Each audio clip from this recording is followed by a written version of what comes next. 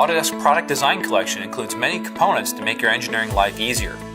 However, there are 5 of them that we would recommend that you learn to become an engineering rock star. So counting down our 5 top hits for what's inside of the Product Design Collection, here at number 5 is Nastran In-CAD. This software allows you to do high-end simulation right inside of Autodesk Inventor so that you can simulate your product before it's ever built. Number 4, Inventor Hsm. This tool is built inside of Autodesk Inventor to give you CAM capabilities directly from your Inventor CAD model, so you can get your speeds and feeds and you can send that directly to your milling machines. Number 3, Fusion. Fusion gives you a robust set of organic tools that you don't have available inside of normal Autodesk Inventor.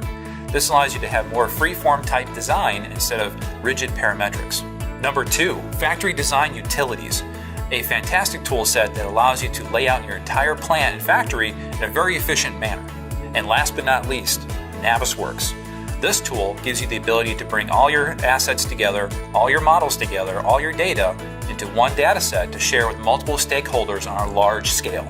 So use any one of these top 5 products that we're recommending and you'll be mastering your engineering data.